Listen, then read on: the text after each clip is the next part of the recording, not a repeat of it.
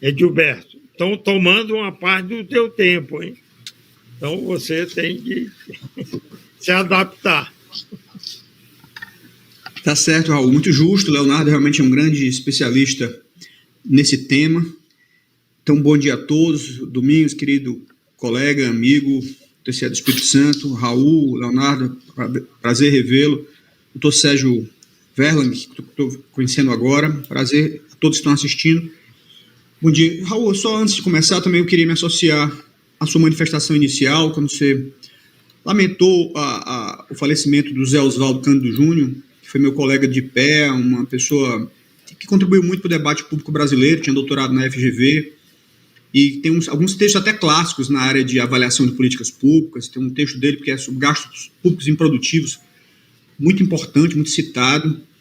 Na época ele estava no IPEA e contribuiu muito com o Senado. Ultimamente ele estava como assessor do Senado, assessorando vários senadores. Ele assessorou uma pessoa de grande valor, que infelizmente faleceu ontem. Então me associo à sua manifestação pelo pesar, pelo falecimento do querido amigo e colega José Oswaldo Cândido Júnior.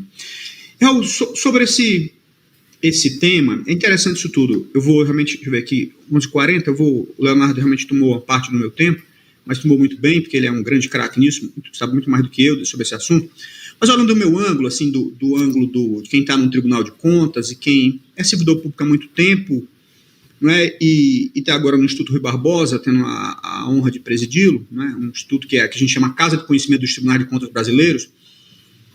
Eu vejo o seguinte, olha, é interessante isso tudo. Primeiro, a história da Previdência, esse debate todo de Previdência, quem está no serviço público há mais tempo, sabe que é um debate que é antigo, que está sempre vai e volta. A gente já teve, desde a década de 90, pelo menos 4 grandes reformas previdenciárias, né?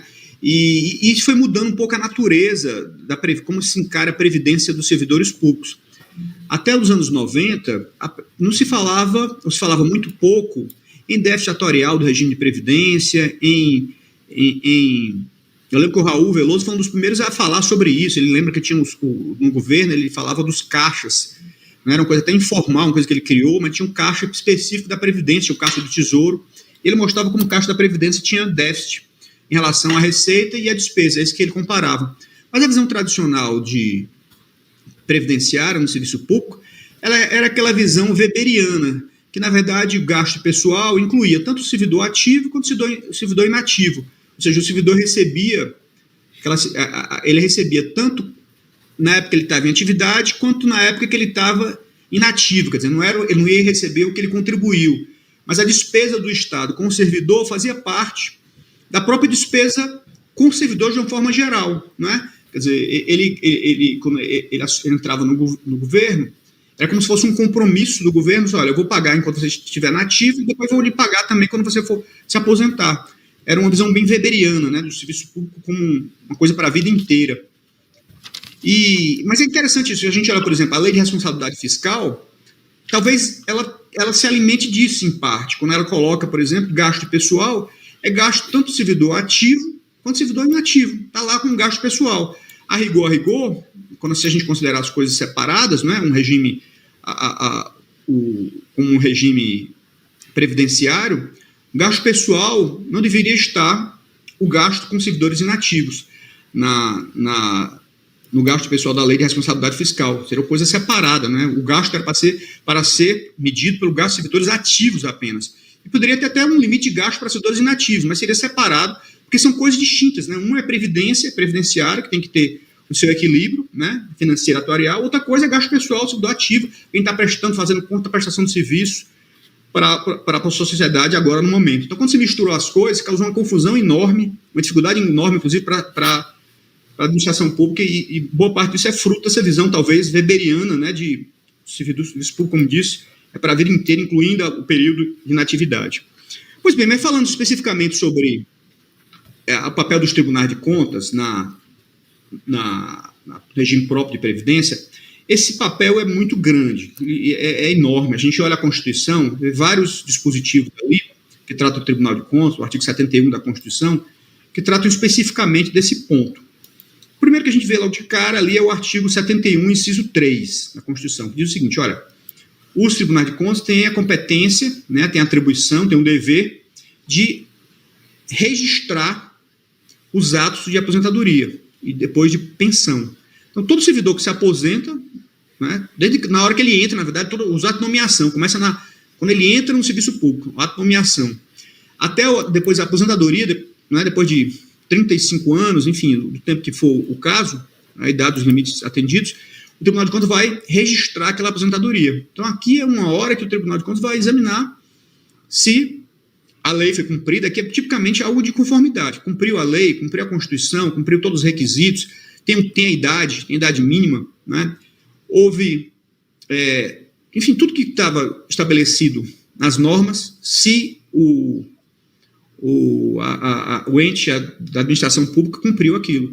Se o Tribunal de Contas não concordar, olha, ele não tem direito à aposentadoria, ele não tem um tempo mínimo, não tem idade mínima, não tem os requisitos necessários. O Tribunal de Contas pode negar o registro. Ele volte à atividade, volte a trabalhar, né? Já foi expresso na Constituição, já foi objeto de apreciação do Supremo Tribunal Federal, que dá algumas balizas, deu um tempo, né, para o tribunal poder examinar isso, estabelecer um prazo de 5 anos, um prazo até decadencial para o Tribunal de Contas, mas o fato é que está expresso na Constituição Federal essa responsabilidade, tanto de aposentadoria quanto depois nas pensões, de observar se as regras da Constituição e as regras legais, né, de cada ente federativo foram observadas. Então, aqui é muito importante essa competência, e aqui já se vê claramente essa atribuição do Tribunal de Contas. Outra, também que vem da própria Constituição, é o artigo 71, inciso 2º, que fala em julgamento de contas. O tribunal julga as contas dos administradores públicos, né? E julga e pode aplicar sanções, e se houver débito, o Tribunal de Contas pode encaminhar, por exemplo, ao Ministério Público Estadual para ação penal, ação de improbidade administrativa, e para a Justiça Eleitoral. A famosa linha G da Lei de Inelegibilidades trata exatamente disso. Contas julgadas irregulares pelo Tribunal de Contas e que tiverem débito, ultimamente tem sido assim, uma mudança legislativa recente, com algum dano ao erário, o administrador público, o gestor, fica sujeito a ter sua inelegibilidade declarada pela Justiça Eleitoral, a partir dessa decisão do Tribunal de Contas. Então, também aqui, estou falando disso porque se aplica muito à questão previdenciária. É um motivo frequente em quase todos os tribunais brasileiros, no TCE do Ceará é muito frequente. Um dos motivos mais frequentes e aqui principalmente do parecer prévio, né, quando o Tribunal de Contas, é o artigo 71, inciso 1º da Constituição, que diz que o Tribunal de Contas dá um parecer prévio às contas do chefe do Poder Executivo. No caso dos municípios, o parecer prévio do Tribunal de Contas é quase vinculante. Para que a Câmara de Vereadores não acolha o parecer do Tribunal de Contas, ela precisa de 2/3 dos vereadores para não acolher o parecer do Tribunal de Contas. Então, se não tiver 2/3, o parecer do Tribunal de Contas, o parecer prévio, prevalece. E, em geral, aqui no TCE do Ceará, por exemplo, eu sei que em vários tribunais de contas brasileiros, um dos motivos mais frequentes de parecer prévio pela rejeição das contas dos prefeitos é quando os prefeitos não fazem os devidos repasses previdenciários, tanto para o regime geral quanto para o regime próprio de previdência. Quando há o devido repasse, é um motivo de rejeição de contas, de parecer prévio pela rejeição de contas. Veja como o tribunal aí há duas frentes atuando, né? Tanto no ato de registro, individualmente, no varejo, em cada um, mas também aqui nas contas do próprio prefeito, que não repassa devidamente ao regime próprio ou ao INSS as contribuições devidas como ente patronal. Outra atuação também muito forte dos tribunais de contas são nas auditorias. Também a Constituição autoriza os tribunais não apenas a julgarem as contas, mas também a realizarem fiscalizações, tanto por iniciativa própria quanto por demanda do Poder Legislativo, né, por requerimento do Poder Legislativo. Mas por iniciativa própria, os tribunais também fazem auditorias nas contas dos regimes próprios. Podem fazer isso também e o fazem com frequência. E, em vários campos, podem fazer na receitas dos regimes próprios, auditoria de receita, se as receitas, os ingressos estão em conformidade com a lei, se alguma receita que deveria ser cobrada está deixando de ser cobrada, se a dívida ativa está sendo devidamente cobrada ou não. É uma área de atuação plenamente possível, que os tribunais frequentemente o fazem. Fazem auditorias também nas folhas de pagamento, né? Aqui não só do regime próprio, mas as folhas de pagamento das administrações públicas, né? E ao fazerem isso, observam se o que está sendo recebido por cada servidor, por cada conjunto de servidores, está de acordo com a legislação e se as devidas contribuições estão sendo repassadas para os entes previdenciários, tanto o regime próprio quanto para o INSS. Então, a auditoria em folha de pagamento também é muito importante, é muito relevante para ver se pagamentos indevidos não estão acontecendo, inclusive de servidores já aposentados, né? Então, nos regimes próprios, então fazendo pagamentos além do que é devido, além daquilo que foi registrado pelos tribunais de contas. Então, essas auditorias também se encontra muito problema quando se realiza esse tipo de auditoria, pagamentos indevidos, que muitas vezes estão minando os caixas dos regimes próprios.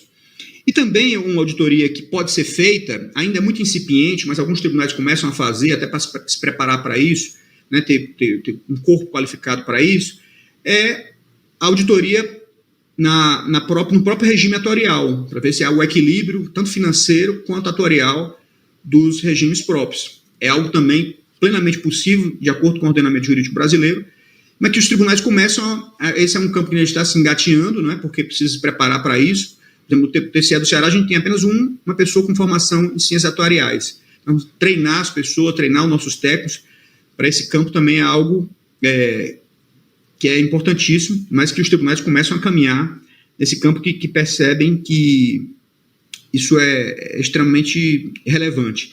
E uma coisa importante também, Raul e caros colegas, é que uma preocupação, a coisa que os tribunais fazem, assim, aqui no sentido muito mais de alertas, de recomendações, é no sentido de procurar evitar, desestimular a interferência dos chefes do Poder Executivo nos regimes próprios, né? A gente sabe que isso acontece frequentemente, terminou uma administração, o novo prefeito muda o administrador do regime próprio, o responsável, o diretor responsável, muitas vezes sem os critérios técnicos devidos, então o tribunal procura fazer alertas, fazer aqui num nível mais que se chama de soft power, né? De recomendações, de alertas, de organizar seminários que procuram convencer de que isso não é um bom caminho, no sentido de procurar blindar as administrações e alertar também nesse sentido. Olha, vocês podem ter problemas se o regime próprio de vocês tiver problema, né? Vocês podem, inclusive, sofrer sanções do Tribunal de Contas se houver interferência indevida do chefe do Executivo no regime próprio. Quer dizer, é uma questão interessante, porque a gente sabe que também essa é uma competência do Ministério da Previdência, né? Que o Leonardo, que o doutor Sérgio, essa auditoria nos regimes próprios de previdência, mas que é algo que o tribunal faz complementarmente e se for em parceria, né, quanto mais houver sinergia, parceria entre os tribunais de contas e o Ministério da Previdência, tanto melhor, né, até porque os tribunais de contas têm uma capilaridade muito maior, porque estão em todos os estados e atuam em todos os municípios, né, pode ser uma super ajuda, uma super força para o Ministério da Previdência. Mas além de ser uma parceria, é uma competência própria do Tribunal de Contas, né, uma competência que ele não pode, porque ele não pode se negar, não pode abandonar. E eu acho que outro ponto também, acho que aqui também muito relevante, é que além dessa atuação na conformidade da atuação desses órgãos, regimes próprios e das administrações públicas, em conformidade com a lei, com a Constituição, também é uma atribuição dos tribunais de contas, que eles estão reforçando cada vez mais, uma preocupação geral. Se você escutar discurso de 10 dirigentes dos tribunais de contas, 10 em 10 ou 9 em 10 pelo menos vão falar sobre isso, é que os tribunais de contas hoje estão, além da preocupação com a conformidade, estão muito preocupados também com a eficácia das políticas públicas, né? É algo que já se fala há algum tempo, mas que entrou na agenda com muita força agora, a eficácia da política pública. Os instrumentos que os tribunais têm são as chamadas auditorias operacionais. Então, realizar auditorias operacionais também nos regimes próprios de previdência e nas administrações públicas, como estão operando, como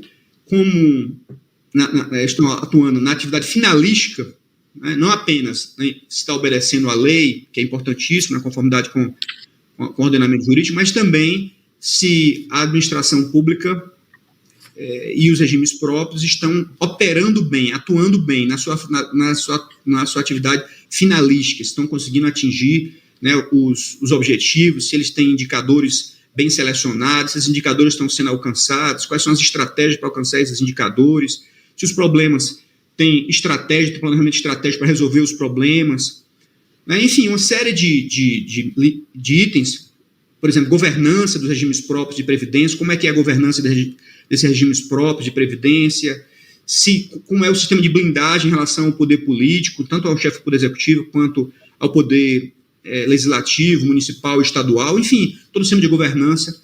Tudo isso também tem sido preocupação dos tribunais de contas, para olhar a eficácia dessa política pública tão relevante. Então, acho que, em síntese, para resumir a ideia, é que, sim, é uma preocupação central hoje dos tribunais de contas brasileiros, ele entrou na agenda, há muito tempo porque isso está desde as constituições anteriores, os atos de registro, né, os atos de registro sempre existiram, e é uma atribuição muito importante, apesar de ser pontual, mas é muito importante, porque gera até também o que o pessoal de teoria dos jogos chama de indução retroativa. Se alguém que está registrando, está concedendo uma aposentadoria e sabe que outro órgão, um órgão independente, um controle externo, vai verificar aquela aposentadoria, o cuidado de quem está concedendo a aposentadoria será outro, né, do que se ele soubesse que ninguém ia examinar. Então, o Tribunal de Contas examina cada aposentadoria, né, cada concessão de pensão, então faz com que os administradores públicos tenham muito cuidado nessa área de concessão. E boa parte da nossa carga de trabalho, na nossa carga de trabalho, e nosso pessoal está dirigido a isso.